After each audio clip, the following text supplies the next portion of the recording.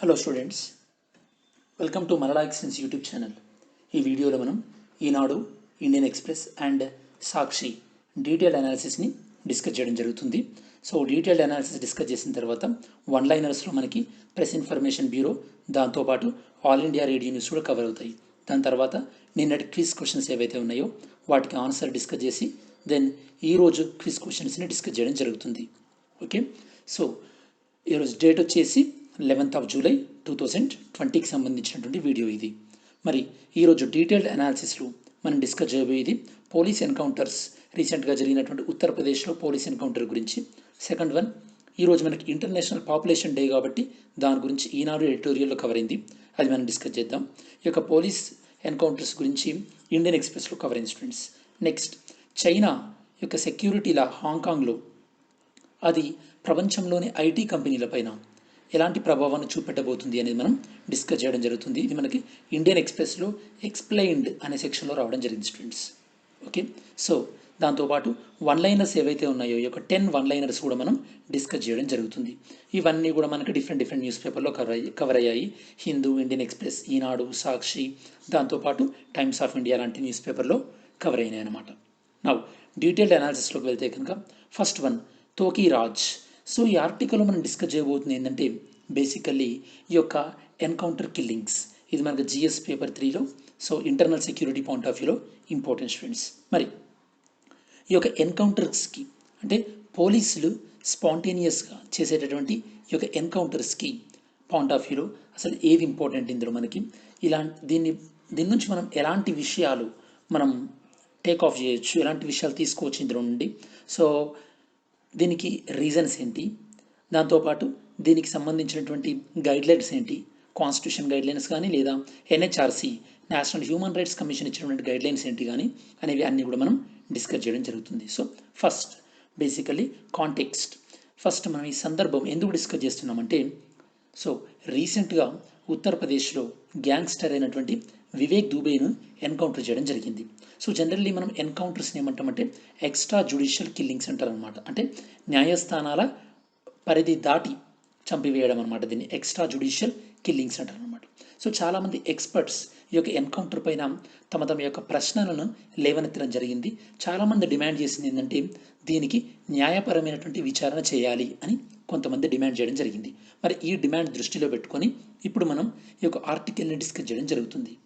మరి first of all పోలీసులకు ఉన్నటువంటి హక్కులు ఏంటో మనం చూసినట్టయితే కనుక పోలీసులు సామాన్య మానవుల్లాగానే వాళ్ళకు కూడా సెల్ఫ్ డిఫెన్స్ పర్పస్ ఎవరినైనా ఇంజూరీ చేసే హక్కు, అంటే ఎవరినైనా గాయపరిచే హక్కు లేదా ఎవరినైనా చంపే హక్కు వాళ్ళకు కూడా ఉంటుంది. ఏ పర్పస్లో? Self defence point of view, లేదా దేశంలోని కానీ రాష్ట్రంలోని కానీ శాంతి భద్రతలను కాపాడే క్రమంలో కూడా పోలీసులకి ఎవరినైనా గాయపరిచే లేదా ఎవరినైనా చంపివేసేటటువంటి హక్కు ఉంటుంది. దాంతోపాటు సో ఇది మనకు జనరల్ ఆబ్జెక్టివ్, జనరల్ పాయింట్. ఇది మనకి స్పెసిఫిక్గా చూసినట్టయితే కనుక ఇండియన్ పీనల్ కోడ్లో లేదా క్రిమినల్ ప్రొసీజర్ కోడ్లో, ఇండియన్ పీనల్ కోడ్లోనైతే కనుక సెక్షన్ 96, అలానే క్రిమినల్ ప్రొసీజర్ కోడ్లోనైతే కనుక సెక్షన్ 46. సో ఈ సెక్షన్ల నుండి పోలీసులకి ఎవరినైనా గాయపరిచే లేదా ఎవరినైనా చంపేటటువంటి హక్కు ఉంటుంది. దేనికి లోబడి? సెక్షన్ 96కి లోబడి, దాంతోపాటు సెక్షన్ 46కి లోబడి సో పోలీసులకి ఎవరినైనా చంపేటటువంటి హక్కు ఉంటుంది స్టూడెంట్స్. మరి ఈ పాయింట్ ఆఫ్ వ్యూలో అసలు ఈ యొక్క ఎన్కౌంటర్లు పెరగడానికి లేదా ఎన్కౌంటర్లు జరగడానికి మన సమాజంలో ఎలాంటి అంశాలు తోడ్పడుతున్నాయి? ఫస్ట్ వన్ ఏంటంటే పబ్లిక్ సపోర్ట్స్. చాలామంది ప్రజలకు ఈ యొక్క న్యాయ వ్యవస్థ పైన నమ్మకం కోల్పోతున్నారు. ఇక్కడ మీరు ఆలోచించాల్సిన విషయం ఏంటంటే స్టూడెంట్స్, న్యాయ వ్యవస్థ పైన ఎందుకు నమ్మకాన్ని కోల్పోతున్నారు? ఎందుకంటే న్యాయ వ్యవస్థ న్యాయాన్ని ఈ యొక్క డెలివరీ చేసేటటువంటి క్రమంలో చాలా ఎక్కువ టైంని తీసుకుంటుంది. అంటే మన భారతదేశంలో ఈ యొక్క న్యాయపరమైనటువంటి కేసులు చాలా ఎక్కువ సమయాన్ని తీసుకుంటున్నాయి. కాబట్టి న్యాయ వ్యవస్థ పైన ఈ యొక్క సామాన్యుడికి నమ్మకం పోయింది.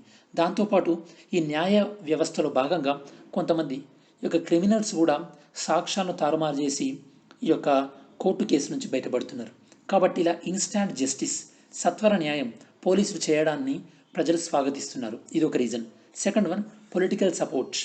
కొంతమంది ముఖ్యమంత్రులు కానీ హోమ్ మినిస్టర్లు కానీ ఈ యొక్క ఎన్కౌంటర్లని తమ యొక్క గొప్పతనంగా చెప్పుకొని ప్రజల్లో ఈ యొక్క ఒక రకమైనటువంటి ఇమేజ్ని క్రియేట్ చేయడం జరుగుతుంది. ఇది పబ్లిక్ సపోర్ట్, పొలిటికల్ సపోర్ట్ కూడా ఉంది ఎవరికి, పోలీసులకు ఇలాంటి ఎన్కౌంటర్స్ విషయంలో. Next rewards. కొన్నిసార్లు ఏంటంటే ఈ యొక్క ఎన్కౌంటర్లలో పోలీసులకి గవర్నమెంట్ రివార్డ్స్ ప్రకటించడం, లేదా ఈ యొక్క ఎన్కౌంటర్లలో ఇన్వాల్వ్ అయినటువంటి ఆఫీసర్స్కి ప్రమోషన్ రావడం కూడా జరుగుతుంది students. Fourth one, ineffective institutions. అంటే ఎన్హెచ్ఆర్సీ కానీ లేదా ఎస్హెచ్ఆర్సీ, స్టేట్ హ్యూమన్ రైట్స్ కమిషన్ కానీ, ఇవి చాలా సంవత్సరాలుగా కూడా ఈ యొక్క ఎన్కౌంటర్ల విషయంలో లేదా ఎన్కౌంటర్లలో జరిగిన తర్వాత ఈ ఎన్కౌంటర్లు జరిగినటువంటి నేపథ్యంలో ఎంక్వైరీ విషయంలో కానీ ఇవి తమ అంతగా ఎఫెక్టివ్గా ఉండట్లేదన్నమాట. సో దాంతోపాటు న్యాయస్థానాలు కూడా ఈ యొక్క ఎన్కౌంటర్లని సుమోటోగా తీసుకోవచ్చు, కాకపోతే ఈ యొక్క సుమోటోగా తీసుకోవడం కూడా చాలా అరుదుగా జరుగుతుంది. మరి దాంతోపాటు ఇంకేం ఫ్యాక్టర్స్, హీరో వర్షిపింగ్. ఎవరైతే కనుక ఈ యొక్క పోలీస్ ఎన్కౌంటర్ చేస్తున్నారో వాళ్ళని ఈ యొక్క సినిమాలలో గ్లోరిఫైడ్ హీరోలాగా చూపెట్టడం, వీళ్ళు సొసైటీలో సమాజంలో ఉన్నటువంటి చెడును తీసేయడానికి వీళ్ళు ఉన్నారని చెప్పేసి పీపుల్ కూడా వీళ్ళని వర్షిప్ చేయడం అనమాట. సో ఇవన్నీ రీజన్స్ వల్ల ఏమైందంటే ప్రజలు కానీ మీడియా కానీ కొన్నిసార్లు న్యాయ వ్యవస్థ కూడా ఏంటంటే ఈ చంపేసిన వాళ్ళని మనం కేవలం అనుమానితులు అని మాత్రమే చంపేస్తున్నాము, ఇంకా ప్రాపర్ ఇన్వెస్టిగేట్ చేయకుండానే చంపేస్తున్నాము అన్నటువంటి విషయాన్ని మర్చిపోతున్నారు స్టూడెంట్స్. సో ఇప్పుడు నేను చెప్పినట్టు ఈ అన్ని అంశాలు కూడా ఇప్పుడు మనం డిస్కస్ చేసినటువంటి అన్ని అంశాలు కూడా reasons behind increasing extra judicial killings. ఇప్పుడు దీనికి సంబంధించి కాన్స్టిట్యూషనల్ ప్రొవిజన్స్ ఏ విధంగా ఉన్నాయి, రాజ్యాంగానికి సంబంధించినటువంటి నిబంధనలు ఏ విధంగా ఉన్నాయి చూద్దాం స్టూడెంట్స్.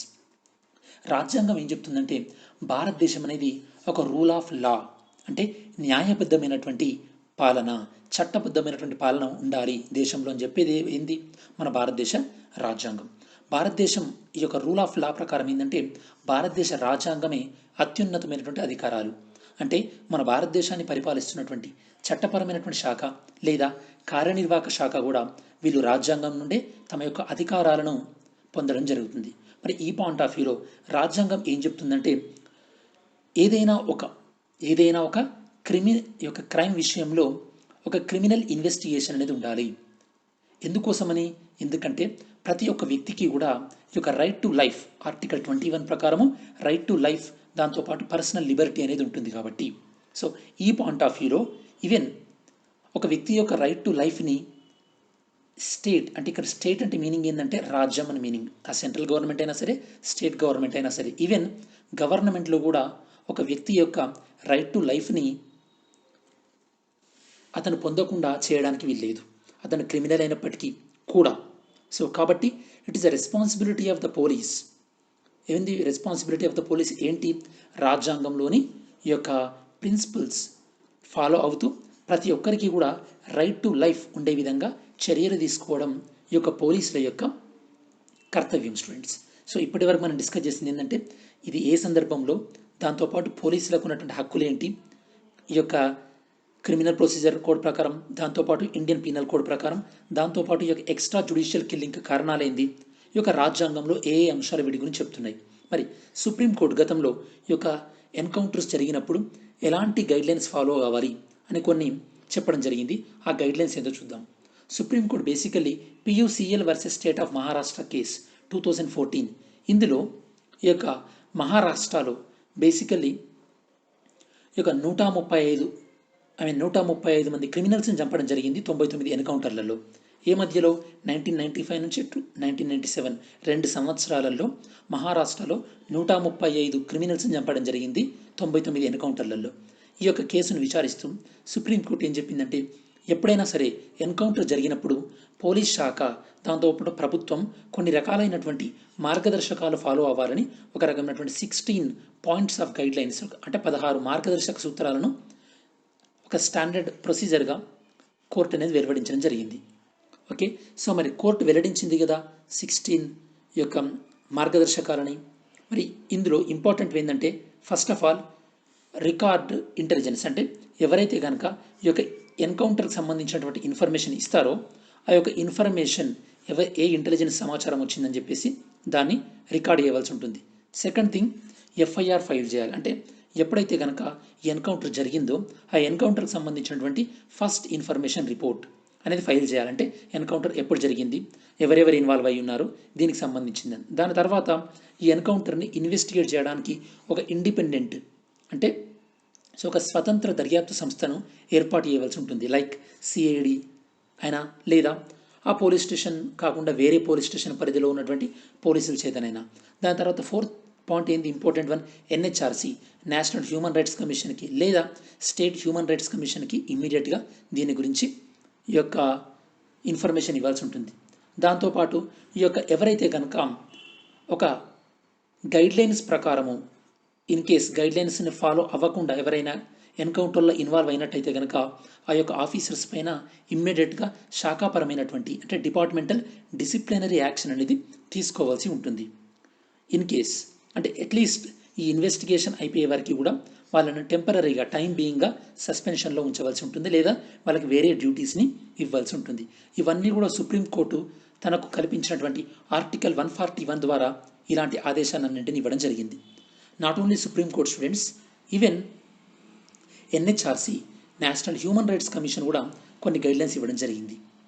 అప్పుడు నేషనల్ హ్యూమన్ రైట్స్ కమిషన్ చైర్మన్గా ఎవరున్నారంటే 1997లో జస్టిస్ ఎంఎన్ వెంకటచలయ్య ఇతను చైర్మన్గా ఉన్నప్పుడు. సో ఇక్కడ మీకు question students, national human rights కమిషన్ని ఏ సంవత్సరం ఏర్పాటు చేయడం జరిగింది, first national human rights commission chairman ఎవరు, present national human rights commission chairman ఎవరు, కమెంట్ చేయండి students. Okay, national human rights commission కూడా సుమారు లైక్ ఇప్పుడు సుప్రీంకోర్టు ఏం చెప్పిందో అలానే ఎఫ్ఐఆర్ని ఫైల్ చేయాలి, దాంతోపాటు ఇండిపెండెంట్ ఇన్వెస్టిగేషన్ అనేది చేయాలి, దాంతోపాటు ఒకవేళ అన్యాయంగా ఎవరైనా ఎన్కౌంటర్ కాబట్టి ఉంటే కనుక వాళ్ళ కంపన్సేషన్ అంటే పరిహారాన్ని ఇవ్వాలి. దాంతోపాటు నేను మీకు ఇందాక చెప్పినట్టు ఒక ఇండిపెండెంట్ ఏజెన్సీ అనేది ఈ యొక్క ఎన్కౌంటర్స్ అన్నిటి విషయంలో కూడా ఒక డీటెయిల్గా స్టడీ చేయవలసి ఉంటుంది అని చెప్పేసి చెప్పడం జరిగింది. దాంతోపాటు 2010లో ఎన్హెచ్ఆర్సి ఇంకొన్ని గైడ్లైన్స్ కూడా ఇవ్వడం జరిగింది. ఏదైతే కనుక ఎన్కౌంటర్ జరిగిందో ఆ ఎన్కౌంటర్ విషయంలో ఒక మెజిస్ట్రేటియల్ ప్రోబ్ అంటే ఒక న్యాయపరమైనటువంటి విచారణ చేయాలి సాధ్యమైనంత తొందరగా. దాంతోపాటు ఈ యొక్క డిస్టిక్లో కానీ రాష్ట్రంలో కానీ ఈ యొక్క ఎస్పీ చేత ఉన్నటువంటి ఒక కమిషన్కి రిపోర్ట్ చేయవలసి ఉంటుందన్నమాట. ఈ కమిషన్కి అంటే ఎన్కౌంటర్లకు సంబంధించినటువంటి ఒక కమిషన్కి రిపోర్ట్ చేయవలసి ఉంటుంది. దానికి జనరల్గా ఎవరు దీనికి చైర్మన్గా వ్యవహరిస్తారంటే SP, superintendent of police. Within 48 hours లోపల ఒక రిపోర్ట్ ఇవ్వాల్సి ఉంటుంది. దాని తర్వాత పోస్ట్ మార్టం వచ్చిన తర్వాత వితిన్ 3 months లోపు ఇంకో డీటెయిల్ రిపోర్ట్ ఇవ్వాల్సి ఉంటుంది ఆ ఎన్కౌంటర్ ఎలాంటి సర్కమ్స్టాన్సెస్లో జరిగింది అని. సో వీటన్నింటినీ కూడా ఒక పోలీస్ డిపార్ట్మెంట్ ఫాలో అవ్వాల్సి ఉంటుంది. ఫైనల్గా మన కంక్లూజన్ ఏంటంటే ఎన్కౌంటర్స్ ఏవైనా సరే వాటిని ఇండిపెండెంట్గా స్వతంత్రంగా ఇన్వెస్టిగేట్ చేయవలసి ఉంటుంది. అలా అయితేనే రాజ్యాంగం ఇచ్చినటువంటి రూల్ ఆఫ్ లా అనేది భారతదేశంలో ఉంటుంది. దాంతోపాటు ఈ యొక్క గైడ్లైన్స్ అన్నీ కూడా స్టేట్ ప్రభుత్వం ఫాలో అవ్వాల్సి ఉంటుంది. అండ్ ప్రజలు కూడా ఈ యొక్క అంటే సాక్ష్యం చెప్పే విషయంలో కానీ వీటన్నింటి విషయంలో కూడా ఫాలో అవ్వాల్సి ఉంటుంది students. Not only police departments, even ఇప్పుడు మన భారతదేశంలో ఉన్నటువంటి క్రిమినల్ జస్టిస్ సిస్టమ్ అంటే ఈ యొక్క న్యాయం అనేది చాలా తొందరగా జడ్జిమెంట్ అనేది తొందరగా వచ్చే విధంగా మనం న్యాయ యొక్క పరిధి విషయంలో కూడా కొన్ని సంస్కరణలు తీసుకురావాల్సి ఉంటుంది.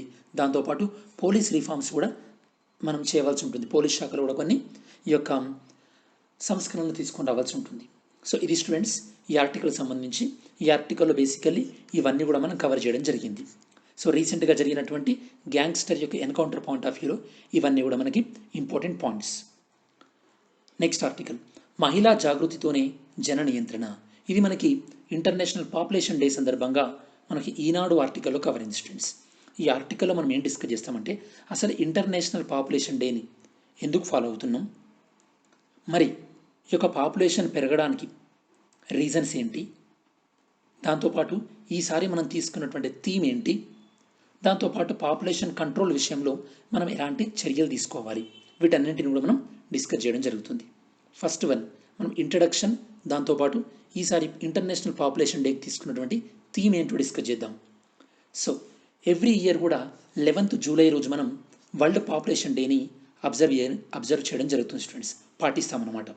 మరి ఈసారి 2020కి సంబంధించినటువంటి థీమ్ ఏంటంటే how to safeguard the health and rights of women and girls amid the కోవిడ్-19 పాండమిక్. అంటే కోవిడ్-19 యొక్క మహమ్మారి ఉన్నటువంటి ఈ సందర్భంలో మహిళల యొక్క దాంతోపాటు ఈ యొక్క సో గర్ల్స్ యొక్క హెల్త్ వాళ్ళతో పాటు అంటే వాళ్ళ యొక్క ఆరోగ్యాన్ని వాళ్ళ యొక్క హక్కులను ఎలా కాపాడాలి ఈ యొక్క కోవిడ్-19 ఈ యొక్క కోవిడ్ సందర్భంలో. ఎందుకంటే మనం చూస్తున్నాం స్టూడెంట్స్, కోవిడ్ నేపథ్యంలో మహిళల పైన ఓకే దాంతోపాటు ఈ యొక్క బాలికల పైన కొన్ని రకాలైనటువంటి డొమెస్టిక్ వైలెన్స్ కేసెస్ ఎక్కువ అవుతున్నాయని చెప్పేసి ఈవెన్ మనం గత వీడియోలలో నేషనల్ కమిషన్ ఫర్ ఉమెన్ చెప్పినటువంటి ఈ యొక్క డీటెయిల్స్ కూడా మనం డిస్కస్ చేయడం జరిగింది. మీకు question students, who is the present chairman of the national commission for women? Next ఇంకోటి ఏంటంటే యుఎన్ పాపులేషన్ ఫండ్ యుఎన్ఎఫ్పిఏ వీళ్ళు ఏం చెప్తున్నారంటే సుమారుగా అంటే ఈ యొక్క అల్ప ఆదాయం తక్కువ ఆదాయం ఉన్నటువంటి దేశాల్లోని ఆల్మోస్ట్ ఆల్ 4.7 కోట్ల మంది మహిళలు వాళ్ళకి ఈ యొక్క కాంట్రసెప్టివ్స్ అంటే లైక్ ఈ యొక్క గర్భాధారణ రాకుండా తీసుకోవాల్సినటువంటి పిల్స్ కానీ ఇవి అందుబాటులో లేవు. దానివల్ల ఏమవుతుందంటే ఈ యొక్క అన్ఇంటెండెడ్ ప్రెగ్నెన్సీ అంటే అంటే ప్లాన్ చేసుకున్నటువంటి ప్రెగ్నెన్సీ రావడం. ఒకవేళ ప్రెగ్నెన్సీలో బేసికల్లీ ఒకవేళ అమ్మాయి పుట్టినట్టయితే కనుక వాళ్ళు అనుకోలేదు కాబట్టి ఆబ్వియస్గా ఆ యొక్క అమ్మాయి తన యొక్క లైఫ్లో డిస్క్రిమినేషన్కి గురవడం జరుగుతుంది. దాంతోపాటు చాలామంది మహిళల యొక్క కోవిడ్ వల్ల వచ్చినటువంటి లాక్డౌన్ వల్ల ఇన్ఫార్మల్ సెక్టార్ అసంఘటిత రంగం చాలా ప్రభావానికి గురైంది. ప్రపంచవ్యాప్తంగా మహిళలు 60% మహిళలు కూడా ఈ యొక్క అసంఘటిత రంగంలోనే పనిచేస్తున్నారు. వీళ్ళందరూ కూడా ఈ యొక్క కోవిడ్ వల్ల తీవ్రంగా ప్రభావం అయ్యారు. మరి ఈ సందర్భంలో మనం తీసుకున్నటువంటి థీమ్ ఏంటి? కోవిడ్ సందర్భంలో మహిళలకు సంబంధించినటువంటి హక్కులు దాంతోపాటు మహిళలకు సంబంధించినటువంటి ఆరోగ్యాన్ని ఎలా కాపాడాలని చెప్పేసి. సో ఈ సందర్భంలో మనకి ఇది చాలా చాలా సరైనటువంటి థీమ్ అని మనం చెప్పొచ్చు. మనం బ్యాక్గ్రౌండ్కి వెళ్తే కనుక 1989లో ఈ యొక్క యునైటెడ్ నేషన్ డెవలప్మెంట్ ప్రోగ్రామ్ వీళ్ళు 11 జూలైని ఈ యొక్క వరల్డ్ పాపులేషన్ డేగా రికమెండ్ చేయడం జరిగింది. ఎందుకంటే ఆ రోజు ప్రపంచవ్యాప్తంగా 5 బిలియన్ డే, ఆ రోజు ప్రపంచ జనాభా అనేది 500 కోట్లకు చేరడం జరిగింది స్టూడెంట్స్. ఓకే, ఆ సందర్భంగా మనం దీన్ని ఆ రోజు నుంచి ఫాలో అవుతున్నాం అన్నమాట. మరి ఈరోజు మనం స్పెషల్గా మనం ఏం డిస్కస్ చేస్తామంటే అంటే మనం ప్రపంచవ్యాప్తంగా ఈ పాపులేషన్ డేని ఎందుకు జరుపుకుంటామంటే జనాభా దాంతోపాటు జనాభా పెరుగుదల వల్ల వచ్చేటటువంటి సమస్యలు ఏంటి, ఈ యొక్క జనాభా పెరుగుదలను ఏ విధంగా నియంత్రించవచ్చు అనే అంశాలపైన దాంతోపాటు అనే అంశాల గురించి ఈ యొక్క ఇంటర్నేషనల్ పాపులేషన్ డేని మనం అబ్జర్వ్ చేసుకోవడం జరుగుతుంది, పాటిస్తామన్నమాట. మరి ఈ పాయింట్ ఆఫ్ వ్యూలో ప్రపంచ జనాభాకు సంబంధించి భారతదేశంలో ఉన్నటువంటి కన్సర్న్స్, మన భారతదేశానికి ఉన్నటువంటి ప్రధానమైనటువంటి సమస్యలు ఏంటి? మన భారతదేశం ప్రపంచంలో కేవలం 2% భూభాగాన్ని కలిగి ఉన్నప్పటికీ కూడా మన భారతదేశంలో జనాభా ఎంతమంది ఉన్నారు స్టూడెంట్స్? 16% జనాభా ఉన్నారు. Okay, India is a second most populous country. Might be very soon we are going to overtake the China also. ఎందుకు ఇలా? ఎందుకంటే మన భారతదేశంలో బర్త్ రేట్ దాంతోపాటు డెత్ రేట్ అంటే జననాల రేటు మరణాల రేటు మిస్ మ్యాచ్ ఉంది. అంటే మరణాల రేటు తగ్గుతుంది రోజు రోజుకి, జననాల రేటు పెరుగుతుంది. ఈ విషయం వల్ల నేను మీకు కొన్ని వీడియోస్ బ్యాక్ ఒక పాపులేషన్ గ్రోత్ అనేది 5 దశల్లో ఉంటుందని చెప్పాను. పాపులేషన్ గ్రోత్ అనేది 5 దశల్లో ఉంటుందని చెప్పాను. సో వీలైతే కనుక ఆ వీడియోని మీకు కమెంట్స్లో పిన్ చేస్తాను స్టూడెంట్స్. ఆ వీడియోని కూడా మీరు చెక్ చేయొచ్చు ఇంట్రెస్ట్ ఉన్న క్యాండిడేట్స్. ఓకే, నెక్స్ట్ మన భారతదేశంలో ఇలా జనాభా విస్ఫోటనం పాపులేషన్ ఎక్స్ప్లోజన్ అవ్వడానికి రీజన్ ఏంటి? మెయిన్ రీజన్ ఏంటంటే స్టూడెంట్స్, ఒకటి పావర్టీ అంటే పేదరికం, ఇంకొకటి ఇల్లిటరసీ అంటే ఈ యొక్క అక్షరాస్యత లేకపోవడం. ఎందుకంటే ఇవి రెండింటి వల్ల ఏ కుటుంబాల్లోనైతే కనుక పావర్టీ ఇల్లిటరసీ ఎక్కువ ఉంటుందో వాళ్ళు తమ యొక్క సంతానాన్ని ఒక ఆస్తిగా పరిగణిస్తారు. వాళ్ళు సంపాదించి పెట్టేటటువంటి ఆస్తిగా పరిగణించడం వల్ల ఈ యొక్క ఏ ఫ్యామిలీలోనైతే కనుక మహిళలకు సరైనటువంటి అక్షరాస్యత లేదో అక్కడ మహిళల్లో ఫెర్టిలిటీ రేట్స్ అంటే సంతాన సాఫల్యత రేట్ అనేది ఎక్కువగా ఉంది. ఇక్కడ మీకు ఫర్టిలిటీ రేట్ అంటే మీనింగ్ ఏంటంటే ఒక మహిళ తన యొక్క జీవిత కాలంలో ఎంతమంది సంతానాన్ని కలిగి ఉంటుందో దాన్ని మనం సంతాన సాఫల్యత రేట్ అంటాం. ఇంగ్లీష్లో టోటల్ ఫర్టిలిటీ రేట్ అంటారు అనమాట, TFR. సో ఈ యొక్క మహిళలకి సరైనటువంటి అక్షరాస్యత లేకపోవడం వల్ల వాళ్ళకి ఈ యొక్క కాంట్రసెప్టివ్ మెథడ్స్ అంటే సంతానాన్ని నియంత్రించేటటువంటి పద్ధతుల గురించి వాళ్ళకి సరైనటువంటి అవగాహన ఉండట్లేదు. దానివల్ల ఏమవుతుంది? మహిళల్లో అక్షరాస్యత తక్కువగా ఉన్నటువంటి రాష్ట్రాలలో బీహార్లో కానీ, ఉత్తరప్రదేశ్లో కానీ, లేదా రాజస్థాన్లో కానీ, జార్ఖండ్లో కానీ ఇక్కడ మహిళల యొక్క టోటల్ ఫెర్టిలిటీ రేట్, సంతాన సాఫల్యత రేట్ అనేది ఎక్కువగా ఉంది. దేశం యొక్క సగటు ఎంత? 2.2. యావరేజ్గా బేసికలీ స్టూడెంట్స్ పాపులేషన్ గ్రోత్ అనేది స్టేబుల్గా ఉండాలంటే ఈ యొక్క టోటల్ ఫెర్టిలిటీ రేట్ అనేది 2.1గా ఉండాలి. ఎప్పుడైతే కనుక దేశం మొత్తం కూడా 2.1కి టోటల్ ఫెర్టిలిటీ రేట్ అనేది చేరుతుందో అప్పుడు పాపులేషన్ గ్రోత్ అనేది పెరగకుండా పాపులేషన్ గ్రోత్ రేట్ అనేది అలానే ఉంటుంది. అంటే పాపులేషన్ పెరుగుతుంది, బట్ పాపులేషన్ పెరుగుదల రేటు మాత్రం అలానే ఉంటుందన్నమాట. సో మనకు TFR 2.1ని అచీవ్ చేయాల్సినటువంటి అవసరం ఉంది. మరి ఇలా పాపులేషన్ పెరగడం వల్ల మీరు ఒక క్వశ్చన్ అడగవచ్చు, ఇది మనకు డెమోగ్రఫిక్ డివిడెండ్ లాగా ఉపయోగపడుతుంది కదా. డెమోగ్రఫిక్ డివిడెండ్ అంటే మీనింగ్ ఏంది స్టూడెంట్స్? ఏ దేశంలోనైతే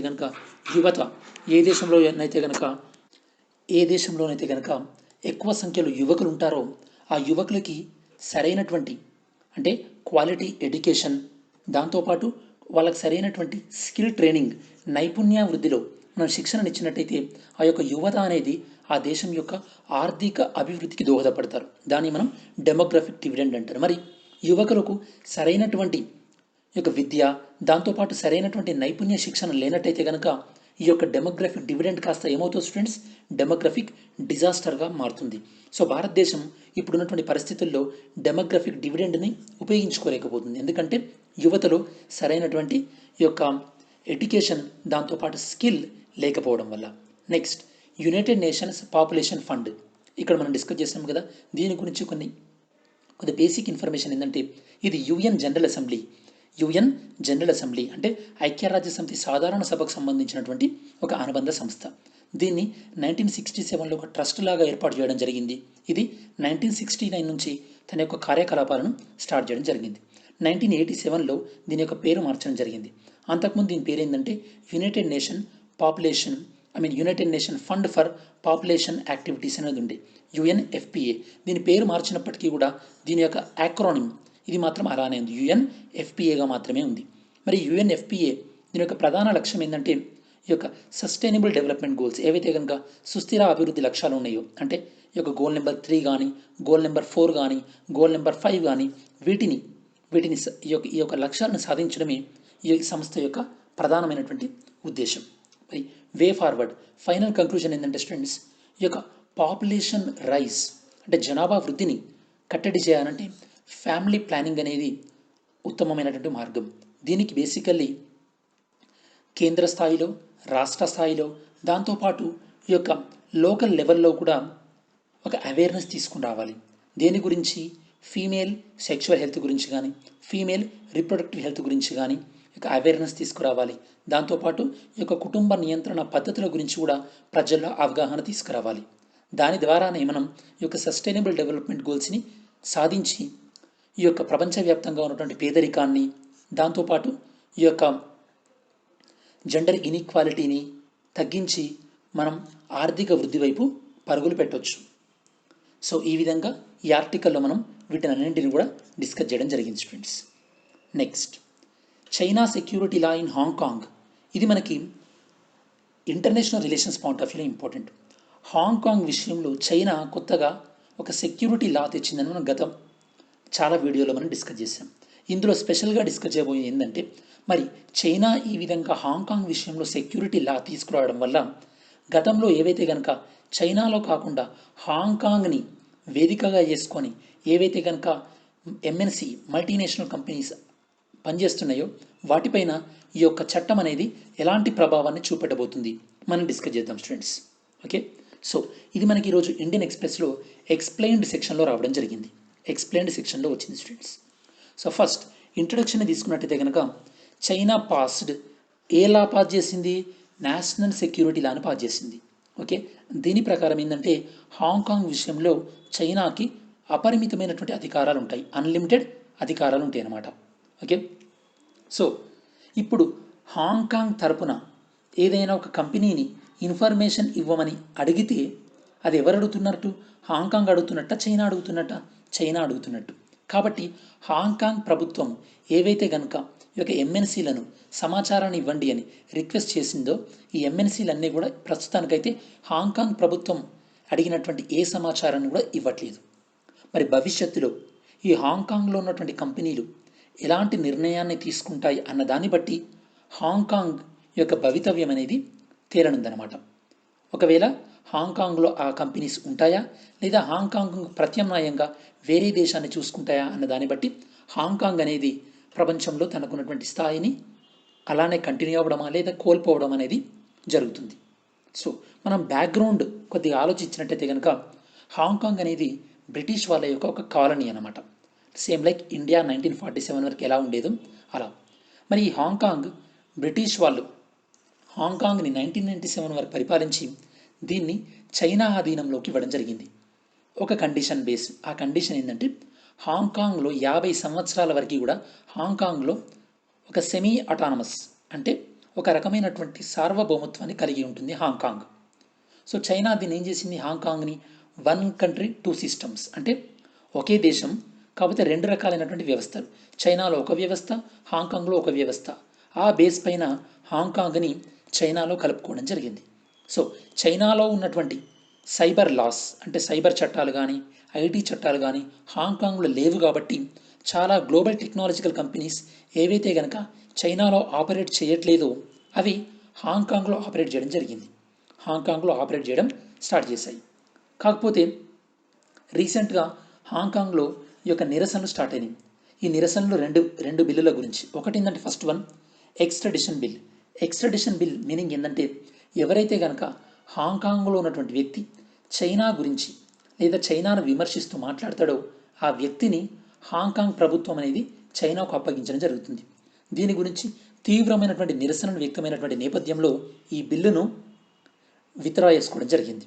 ఇప్పుడు సెకండ్ వచ్చినటువంటి ఏంటంటే నేషనల్ సెక్యూరిటీ యాక్ట్. దీని ప్రకారం ఏంటంటే హాంకాంగ్లో ఎవరైనా సరే చైనాకు వ్యతిరేకంగా మాట్లాడినా లేదా ఏదైనా సంస్థ చైనాకు వ్యతిరేకమైనటువంటి సంస్థలతో టైఅప్ అయినా కూడా వాళ్ళపైన చట్టపరమైనటువంటి చర్యలు తీసుకోవడం జరుగుతుంది. ఇంకా ఎలాంటి చర్యలు తీసుకోవచ్చు ముందు మనం స్లైడ్లలో డిస్కస్ చేద్దాం.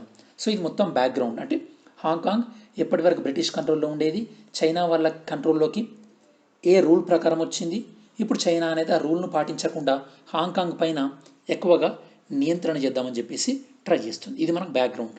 ఈ సందర్భంలో అసలు ఈ యొక్క నేషనల్ సెక్యూరిటీలా ఈ యొక్క న్యూ నేషనల్ సెక్యూరిటీలా ఏం చెప్తుంది? ఈ యొక్క న్యూ నేషనల్ సెక్యూరిటీలా హాంకాంగ్ విషయానికి సంబంధించి చైనా దీన్ని మే నెలలో అనౌన్స్ చేయడం జరిగింది. దీన్ని జూలై 1 నుంచి ఈ యొక్క హాంకాంగ్ ప్రభుత్వం యొక్క అనుమతి లేకుండానే హాంకాంగ్లో అమలు చేయడం స్టార్ట్ చేసిందనమాట. ఓకే. సో మరి ఇదివరకు ఏ కంపెనీలపైన అయితే కనుక చైనాలో ఆపరేట్ చేస్తున్నటువంటి ఏ కంపెనీలపైన అయితే కనుక సెన్సార్ ఉందో ఆ కంపెనీలపైన తిరిగి అవి ఏవైతే కనుక హాంకాంగ్లో ఉన్నాయో వాటిపైన కూడా ఈ యొక్క చైనా సెన్సార్ విధించే అవకాశం ఉందన్నమాట.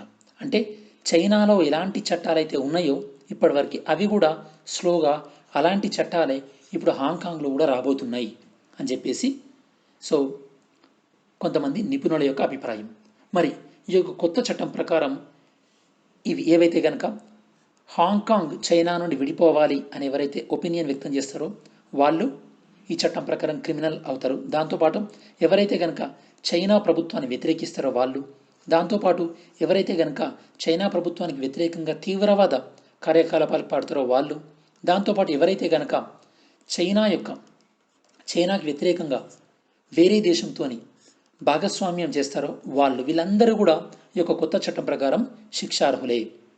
అంటే ఫర్ ఎగ్జాంపుల్ చైనాకు వ్యతిరేకంగా ఏదైనా కంపెనీ అమెరికాతో పనిచేసినా కూడా ఇన్ని రోజులు పనిచేస్తే ఏం కాదు, ఇప్పుడు పనిచేస్తే మాత్రం వాళ్ళపైన ఈ యొక్క నేషనల్ సెక్యూరిటీ కమిటీ అనేది ఇన్వెస్టిగేట్ చేసి వాళ్ళపైన పెనాల్టీ అప్ టు $13,000 పెనాల్టీ వేయడం జరుగుతుంది. 6 months వలన జైల్లో కూడా పెట్టడం జరుగుతుంది. దాంతోపాటు హాంకాంగ్ పోలీసులు ఏదైనా ఇంటర్నెట్ కంటెంట్ని తొలగించమనే అవకాశం ఉంటుంది. దాంతోపాటు పీపుల్ అంటే ప్రజలని ఆన్లైన్లో ట్రాక్ చేసే అవకాశం కూడా ఉంటుంది. అంటే వాళ్ళ యొక్క యాక్టివిటీస్ ఏ విధంగా ఉన్నాయని. అంటే మోరార్లెస్ చైనాలో ఇన్ని రోజులు ఎలాంటి చట్టాలు వచ్చాయో ఇప్పుడు అవే హాంకాంగ్లో ఎస్పెషల్లీ యొక్క సైబర్ చట్టాలు అమలుగానున్నాయి. మరి టెక్నాలజీ కంపెనీలు ఎలా రియాక్ట్ అయ్యాయో చూద్దాం. ఓకే, చాలా టెక్నాలజీ కంపెనీస్ ఏం చేశాయంటే ఈ యొక్క ఇప్పుడు టెక్నాలజీ కంపెనీల ముందున్నటువంటి ఆప్షన్ ఏంటంటే హాంకాంగ్లో చైనా చేసినటువంటి చట్టాన్ని ఫాలో అవ్వడం, లేదా హాంకాంగ్ నుంచి తమ యొక్క కార్యకలాపాలని వేరే దేశానికి తీసుకెళ్లడం. ఇవి రెండే ఈ యొక్క కంపెనీ ముందున్నటువంటి ఆప్షన్స్ అన్నమాట. ఒకవేళ చైనా నుంచి కంపెనీలు వేరే ప్రాంతానికి వెళ్తే కనుక హాంకాంగ్కి ఏదైతే కనుక ఈ యొక్క ఇంటర్నేషనల్ బిజినెస్ హబ్గా పేరుందో ఆ పేరు పోయే అవకాశం ఉంది. సో ఇప్పుడు ప్రపంచ కంపెనీలు ఏవైతే కనుక హాంకాంగ్లో బేస్ ఉన్నాయో, లైక్ ఫేస్బుక్ కానీ, ట్విట్టర్, గూగుల్, జూమ్, ఈ కంపెనీలు అన్నీ కూడా హాంకాంగ్ నుంచి ప్రస్తుతానికి వస్తున్నటువంటి డేటా రిక్వెస్ట్ని సస్పెన్షన్లో ఉంచినాయి. హాంకాంగ్ ప్రభుత్వం అడుగుతున్నటువంటి ఏ డేటాను కూడా ఇవ్వట్లేదు అని ఈ కంపెనీలు చెప్తున్నాయి. మరి చాలామంది ఎక్స్పర్ట్స్ ఏం చెప్తున్నారంటే హాంకాంగ్ నుంచి కంపెనీలు మూవ్ అయిపోయి పక్కన ఉన్నటువంటి తైవాన్లోకి మూవ్ అవ్వచ్చు, లేదా వేరే ఏషియన్ కంట్రీస్కి మూవ్ అవ్వచ్చు అని చెప్తున్నారు. సో ఇది చాలామంది ఎక్స్పర్ట్స్ యొక్క ఒపీనియన్. లేదా కొంతమంది చెప్పేది ఏంటంటే కంపెనీలు తమ యొక్క విలువలకి వ్యతిరేకంగా ఈ యొక్క చైనా ప్రభుత్వం చేసేటటువంటి చట్టాలకు లోబడి కూడా పనిచేస్తారేమో అని కొంతమంది అంటున్నారు. ఏం జరుగుతుందో చూద్దాం. గతంలో ఇప్పుడు హాంకాంగ్లో కంపెనీలు ఎలా బిహేవ్ చేస్తే తెలుసుకోవాలంటే, గతంలో చైనా తన యొక్క సైబర్ చట్టాలను స్ట్రిక్ట్ చేసినప్పుడు అప్పుడు కంపెనీలు ఎలా బిహేవ్ చేసాయో తెలుసుకోవాలి. గతంలో ఏంటంటే ఆల్మోస్ట్ ఆల్ చైనా చేసినటువంటి అన్ని చట్టాలను కూడా యాపిల్ ఆ చట్టాలకు లోబడే పనిచేసింది. అందుకోసం మీరు అబ్జర్వ్ చేయండి, అమెరికాలోని సిలికాన్ వ్యాలీలో ఉన్నటువంటి ప్రధానమైనటువంటి ఐటీ కంపెనీలు చైనాలో బ్లాక్ అయినప్పటికీ కూడా యాపిల్ అనేది బ్లాక్ అవ్వలేదు. యాపిల్ అనేది చైనాలో బిగ్గెస్ట్ కస్టమర్ బేస్ని కలిగి ఉంది. దాంతోపాటు గతంలో హాంకాంగ్లో ఎవరైతే కనుక చైనా ప్రభుత్వానికి వ్యతిరేకంగా చేశారో అల్లర్లు, నిరసనలు వ్యక్తం చేశారో ప్రజాస్వామికంగా, వాళ్ళు తమ యొక్క నిరసనలను సమన్వయం చేసుకోవడానికి, కోఆర్డినేట్ చేసుకోవడానికి ఒక యాప్ని ఉపయోగించడం జరిగింది. ఆ యాప్ని కూడా యాపిల్ బ్యాన్ చేసింది. అంటే దీన్ని బట్టి యాపిల్ అనేది చైనాకి సహకరిస్తూ వచ్చింది. కాబట్టి ఇప్పుడు విషయంలో కూడా హాంకాంగ్ విషయంలో కూడా రేపు కొత్త చట్టాలు ఏమైనా తెచ్చినా కూడా దానికి లోబడే యాపిల్ పనిచేసే అవకాశం ఉంది. ఈవెన్ మైక్రోసాఫ్ట్ కూడా అలా పనిచేసే అవకాశం ఉంది. కాకపోతే ఫేస్బుక్, గూగుల్ మాత్రం చైనా పెట్టినటువంటి సైబర్ చట్టాలని పాటించలేదు, చైనాలో ఆపరేట్ చేయలేదు. ఇప్పుడు హాంకాంగ్ విషయంలో ఎలాంటి నిర్ణయాన్ని తీసుకుంటాయో వేచి చూడాల్సినటువంటి అవసరం ఎంతైనా ఉంది. నెక్స్ట్ ఫైనల్ కంక్లూజన్ ఏంటంటే, ఒకప్పుడు ఇంటర్నెట్ని గ్లోబల్ కమ్యూనిటీగా, అంటే ప్రపంచవ్యాప్తంగా ఇంటర్నెట్ అనేది ఒక ప్రపంచ కుటుంబంగా ఎలా చూసామో, ఇప్పుడు ఈ యొక్క గవర్నమెంట్ నిర్ణయాల వల్ల ఈ ఇంటర్నెట్ కాస్త స్ప్లింటర్నెట్ అయింది. అంటే దేశాల మధ్యలో ఇది స్ప్లిట్ అవుతుంది అని చెప్పేసి మనం చెప్పవచ్చు ఫ్రెండ్స్. సో ఈ విధంగా మనం ఈ ఆర్టికల్ని మనం సమ్అప్ చేయొచ్చు. సో ఫైనల్గా ఈరోజు డీటెయిల్ ఆర్టికల్స్ ఈ 3 కూడా మనం కవర్ చేయడం జరిగింది. మరి నెక్స్ట్ సెక్షన్ ఏంటంటే వన్ లైనర్స్. ఈ వన్ లైనర్స్ మనం ఆల్ ఇండియా రేడియో న్యూస్, దాంతోపాటు ప్రెస్ ఇన్ఫర్మేషన్ బ్యూరో, దాంతోపాటు times of India, remaining news నుంచి ఇంపార్టెంట్ ఒక 10 వన్ లైనర్స్ని మనం కవర్ చేయడం జరుగుతుంది. చూద్దామా వెంట. First one, Adichanallur excavations. అసలు ఈ అడిచనల్లూరు ఎక్కడుంది? తమిళనాడులో ఉంది. అక్కడ ఎక్స్కవేషన్ తవ్వకాల్లో బయటపడ్డాయి. ఏం బయటపడ్డాయి? సో పురాతన సంస్కృతికి చెందినటువంటి, పురాతన నాగరికతకు చెందినటువంటి, ఏ నాగరికత? అప్రాక్సిమేట్ 1000 BC నుండి 600 BC ఈ మధ్యలో ఉన్నటువంటి కొన్ని తవ్వకాలు ఈ యొక్క అడిచనల్లూరులో బయటపడ్డాయి. ఏం బయటపడ్డాయట అవి? 35 బరియల్ అర్న్స్. అంటే మీనింగ్ ఏంది? ఇవి ఒక పాత్రలు అన్నమాట. ఇవి ఒక పాత్రలు ఇలా ఉంటాయి అన్నమాట. ఇవి బయటపడ్డాయి. ఇవి సుమారుగా క్రీస్తు పూర్వం 1000 BC నుండి 600 BC మధ్యలో ఉండొచ్చు అని వీళ్ళు చెప్తున్నారు స్టూడెంట్స్. ఓకే, మీరు చూడొచ్చు రీసెంట్గా తమిళనాడులో ఈ యొక్క కొడుమనాల్ అనే ప్రాంతంలో కూడా ఈ యొక్క రాతి యుగానికి సంబంధించినటువంటి కొన్ని బయటపడ్డాయి. వాటిని కూడా మనం డిస్కస్ చేయడం జరిగింది. సో ఇవి రాతి యుగంలో ఏదైతే కనుక మెగాలిథిక్ పీరియడ్ అని ఉంటుంది మనకి, ఇది స్టోన్ ఏజ్లో ఉంటుంది. మనకి రాతి యుగంలో 3 ఉంటాయి students. Okay, so Palaeolithic, Mesolithic, neolithic. దీని తర్వాత స్టోన్ ఏజ్, దీని తర్వాత మెటల్ ఏజ్ ఉంటుంది స్టూడెంట్స్. మెటల్ ఏజ్ అంటే లోహాలు ఉపయోగించడం. ఈ మెటల్ ఏజ్లో ఫస్ట్ వన్ ఏంటంటే copper and bronze, second one iron age. ఈ ఐరన్ ఏజ్ మెటల్ ఎప్పుడైతే ఉపయోగించామో అప్పుడు సౌత్ ఇండియాలో యొక్క మెగాలిథిక్ అంటే చనిపోయిన తర్వాత ఆ చనిపోయిన ప్రదేశంలో పెద్ద పెద్ద రాళ్ళను పెట్టడం అనేది ఉండేది. ఈ యొక్క మెగాలిథిక్ ఏజ్ అనేది బేసికల్లీ మెటల్ ఏజ్లో ఉంది, స్టోన్ ఏజ్లో కాదు, మెటల్ ఏజ్లో ఉంది. దీన్ని ఒక క్రమంగా పెట్టడానికి కృషి చేసింది ఎవరంటే మార్టిమన్ వీలర్. ఇది ఫస్ట్ టైం మన సౌత్ ఇండియాలో ఎక్కడ తవ్వకం జరిగింది? బ్రహ్మగిరిలో తవ్వకం జరిగింది. రీసెంట్గా ఇప్పుడు మనం తమిళనాడు డిస్కస్ చేస్తున్నాం కాబట్టి తమిళనాడులో కొడుమనాల్ అనే ప్లేస్లో ఇలాంటి రాతి యుగానికి సంబంధించి ఈ యొక్క మెటల్ ఏజ్, ఈ యొక్క లోహ యుగానికి సంబంధించినటువంటి ఈ యొక్క వీటిని అంటే మెగాలిథిక్ బరియర్స్ అంటే రాక్షస గుళ్ళని కనుగొనడం జరిగింది. సో తమిళనాడుకి సంబంధించి ఈ new students. Second one Mongolian Kanjur. ఇది దేనికి సంబంధించి? ఇది బుద్ధిస్ట్కి సంబంధించినటువంటి ఒక గ్రంథాలు స్టూడెంట్స్. ఇవి మంగోలియా యొక్క కల్చర్, సాంస్కృతిక ప్రతీకలని చెప్పొచ్చు. సో ఇవి బుద్ధుని యొక్క ఆజ్ఞలు లేదా ఆర్డర్స్ అని చెప్పొచ్చు. వీటిని టిబెట్ నుంచి ఈ యొక్క మంగోలియన్ లాంగ్వేజ్లోకి ట్రాన్స్లేట్ చేయడం జరిగింది. రీసెంట్గా ఈ యొక్క మినిస్ట్రీ ఆఫ్ కల్చర్ వీటిని ఏంటంటే మళ్ళీ వీటిని రీప్రింట్ చేసేటటువంటి ప్రాజెక్ట్ని టేకప్ చేయడం జరిగింది. ఎప్పటిలోపు? మార్చ్ 2022 లోపు. దేనిలో భాగంగా? National mission for manuscript. ఇది చాలా చాలా important students. National mission for మ్యానుస్క్రిప్ట్లో భాగంగా. ఓకే, సో దీనివల్ల ఏం ప్రయోజనం అంటే భారతదేశ ప్రభుత్వానికి మంగోలియా ప్రభుత్వానికి మధ్యలో కూడా సాంస్కృతికపరమైనటువంటి టైఅప్ అనేది పెరిగే అవకాశం ఉంటుంది. మరి national mission for manuscripts, okay, దీన్ని మనం 2003లో లాంచ్ చేయడం జరిగింది. ఇది ఏ మంత్రిత్వ శాఖ పరిధిలోకి వస్తుంది? మినిస్ట్రీ ఆఫ్ కల్చర్ పరిధిలోకి వస్తుంది. ఇందులో మనం ఏం చేస్తామంటే మ్యానుస్క్రిప్ట్ అంటే ఏదైతే కనుక పురాతనమైనటువంటి రాసినటువంటి ఈ తాళపత్రాలు, గ్రంథాలు అంటారు కదా, వాటిని జాగ్రత్తగా భద్రపరిచి వాటిలో ఉన్నటువంటి ఇన్ఫర్మేషన్ని ప్రజలకు తెలియజెప్పడమే ఈ ప్రాజెక్ట్ యొక్క ప్రధానమైనటువంటి ఉద్దేశం students. Third one, Rewa solar project. మరి ఈ సోలార్ ప్రాజెక్ట్ యొక్క కెపాసిటీ ఎంతంట? 750 మెగావాట్స్. ఇది ఎక్కడ? రేవాలోని మధ్యప్రదేశ్. ఇది ఆసియాలోనే అతిపెద్ద సోలార్ పవర్ ప్రాజెక్ట్ కానుందనమాట. మొత్తం ఎన్ని హెక్టార్లలో ఉంది? ఇది 1500 హెక్టార్లలో. ఒక హెక్టార్కి ఎన్ని ఎకరాలో తెలుసు కదా స్టూడెంట్స్? Okay, next. దీన్ని డెవలప్ చేసింది ఎవరు? మధ్యప్రదేశ్ ఉర్జా వికాస్ నిగమ్ లిమిటెడ్, దాంతోపాటు solar energy corporation of India, వీళ్ళు సంయుక్తంగా దీన్ని అభివృద్ధి చేయడం జరిగింది. దీంట్లో విశేషం ఏంటంటే ఈ ప్రాజెక్టు నుండి ఢిల్లీ మెట్రోకి కూడా ఎలక్ట్రిసిటీ ఇస్తారట స్టూడెంట్స్. ఢిల్లీ మెట్రోకి ఆల్మోస్ట్ డైలీ ఒక 1000 నుండి 1200 మిలియన్ యూనిట్ల ఎలక్ట్రిసిటీ అవసరం ఉంటుంది. ఇందులో 1/3 అంటే ఆల్మోస్ట్ 350 మిలియన్ యూనిట్లు ఈ ప్రాజెక్టు నుండే రాబోతుంది. ఓకే, మన ఇండియాలో క్లీన్ టెక్నాలజీ ఫండ్ ద్వారా ఫండింగ్ వచ్చినటువంటి ఫస్ట్ ప్రాజెక్ట్ అన్నమాట. ఈ ఫండింగ్ ప్రకారం వరల్డ్ బ్యాంక్ నుంచి కేవలం 0.25% ఇంట్రెస్ట్ రేట్కే మనకు లోన్ రావడం జరుగుతుంది. ఓకే, ఈ ప్రాజెక్టుకి రీసెంట్గా వరల్డ్ బ్యాంక్ యొక్క world bank groups president award కూడా దీనికి రావడం జరిగింది.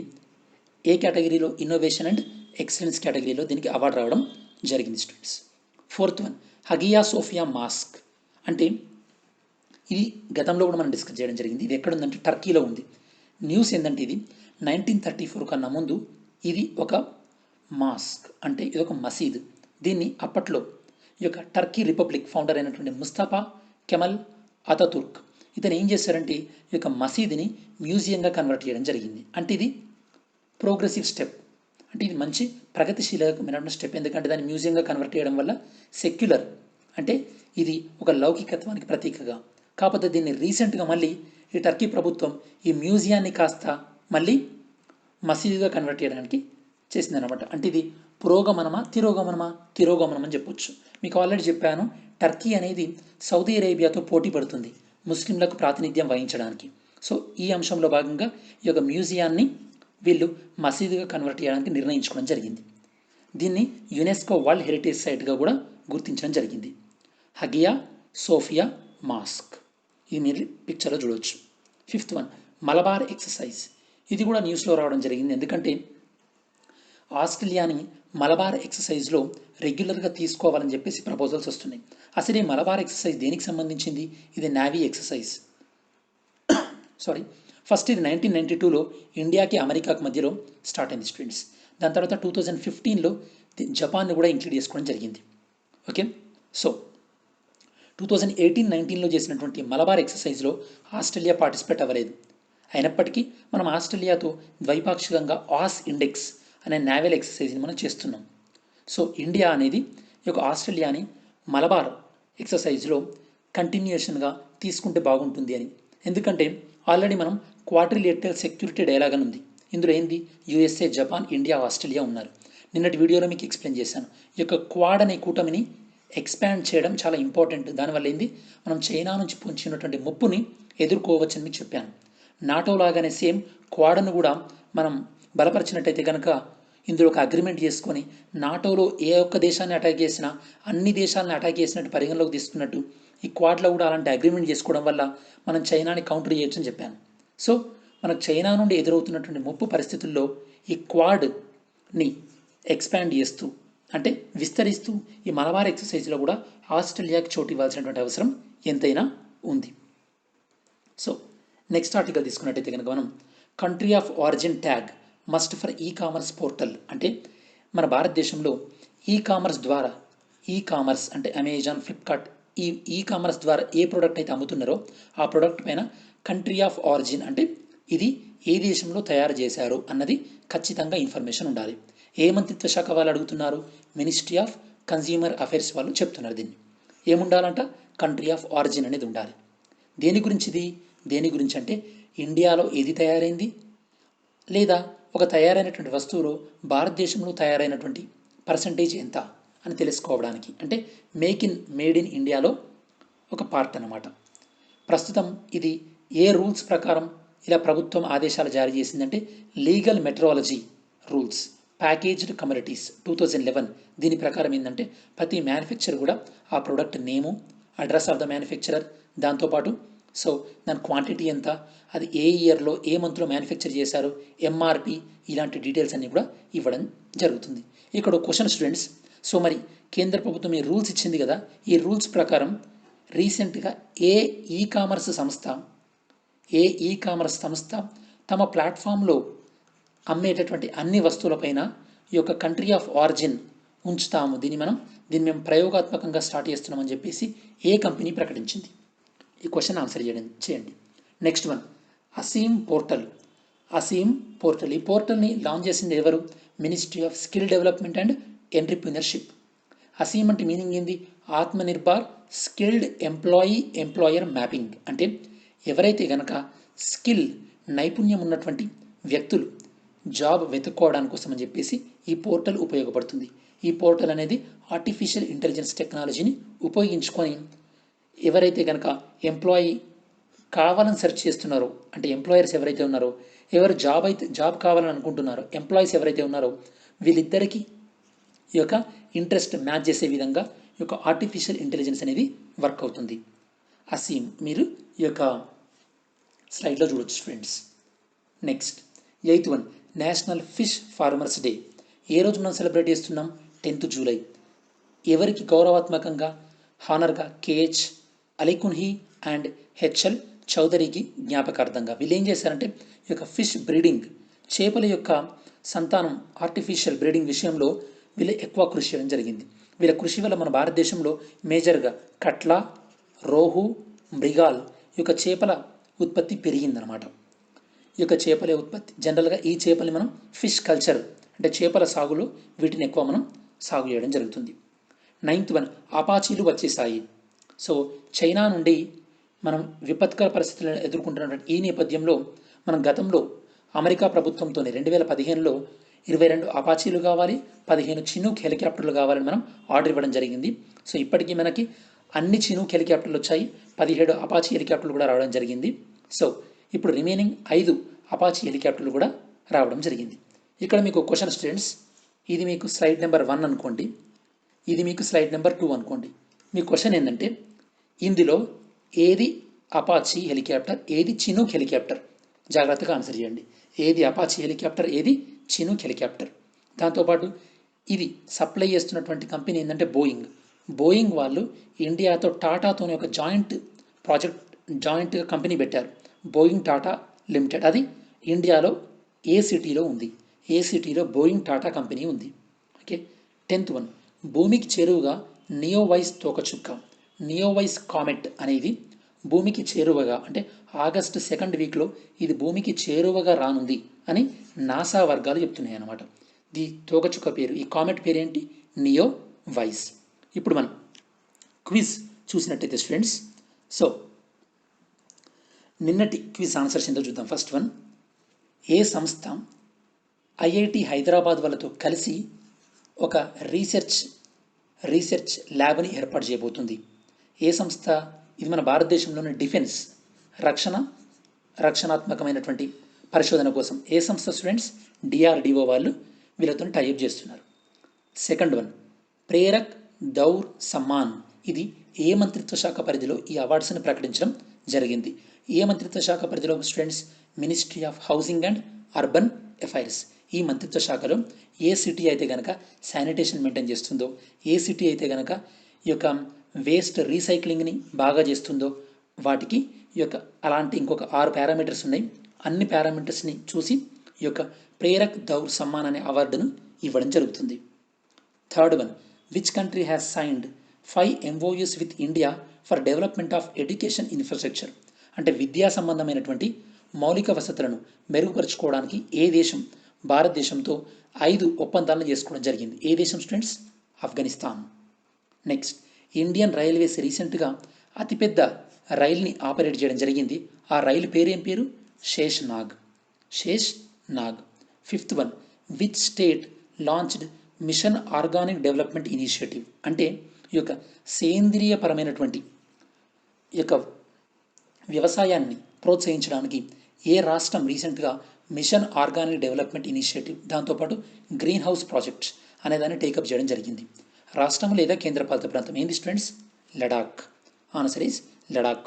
మరి ఈరోజు క్విజ్ చూసినట్టయితే కనుక బోన్ బిబి ఫాల్గాన్ అనేటటువంటి ఒక థియేటర్ ఫామ్, అంటే ఒక రకమైనటువంటి ఒక నాటకం అని చెప్పొచ్చు, నాటకాలు వేస్తారు కదా, ఇది ఏ ప్రాంతానికి సంబంధించింది? సెకండ్ క్వశ్చన్, సో రీసెంట్గా నేషనల్ హ్యూమన్ రైట్స్ కమిషన్ ఒక 11 మంది సభ్యులతో కలిపి ఒక కమిటీని ఏర్పాటు చేయడం జరిగింది. ఈ యొక్క కరోనా ఎఫెక్ట్ అనేది హ్యూమన్ రైట్స్ పైన ఏ విధంగా ఉంది అని తెలుసుకోవడానికి ఆ కమిటీకి అధ్యక్షత వహిస్తుంది ఎవరు? థర్డ్ క్వశ్చన్, SDG ఇండెక్స్ 2020 ప్రకారం భారతదేశం యొక్క ర్యాంక్ ఎంత? ఫోర్త్ వన్, మౌంట్ రాష్మోర్ అనేది రీసెంట్గా న్యూస్లో ఉంది స్టూడెంట్స్. ఒక దేశ అధ్యక్షుడు ఇక్కడ నుండి ఆ దేశ స్వతంత్ర దినోత్సవం సందర్భంగా ఇక స్పీచ్ ఇవ్వడం జరిగింది. ఇది ఏ దేశానికి సంబంధించింది? సిక్స్త్ వన్, రీసెంట్గా ఇన్ఫార్మ్ రిస్క్ ఇండెక్స్, అంటే ఒక దేశంలో డిజాస్టర్స్, విపత్తులు, హ్యుమానిటేరియన్ క్రైసిస్ అంటే మానవ విపత్తులు ఎంత ఉన్నాయన్న దాని మీద ర్యాంకింగ్ ఇవ్వడం జరిగింది. ఆ ర్యాంకింగ్ పేరు ఏంటంటే ఇన్ఫార్మ్ రిస్క్ ఇండెక్స్. దీని ప్రకారం భారతదేశం యొక్క ర్యాంక్ ఎంత? సో ఇవి స్టూడెంట్స్ ఈరోజు సంబంధించినటువంటి డీటెయిల్డ్ న్యూస్ ఆర్టికల్స్ అన్నీ కూడా. మరి ఈ వీడియో మీకు నచ్చినట్టయితే కనుక లైక్ చేయండి. మీ ఫ్రెండ్స్ ఎవరైతే కనుక కోచింగ్ అంతగానం ఎఫర్ట్ చేయలేరో వాళ్ళందరికీ కూడా ఈ వీడియోని ఫార్వర్డ్ చేయండి. మీ గ్రూప్స్ ఏవైతే ఉంటాయో అందులో ఫార్వర్డ్ చేయండి. So many people will get benefited. So అలానే మన ఛానల్కి సబ్స్క్రైబ్ చేసుకున్నట్టయితే కనుక సబ్స్క్రైబ్ చేసుకోండి. Thanks for watching this video. See you in next video.